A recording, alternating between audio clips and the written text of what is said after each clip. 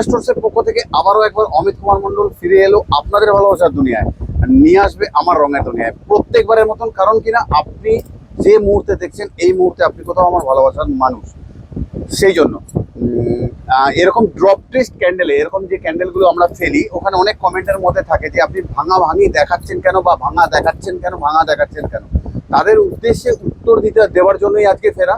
আমি দেখাতে চাই যে ক্যান্ডেল মজবুত হলে জ্বলবে বেশিক্ষণ, এটার জন্য। আর বিশেষ করে যারা ব্যবসা করতে যায় তাদের যেন একটা সাপোর্ট থাকে, যাতে সাকসেস হতে পারে।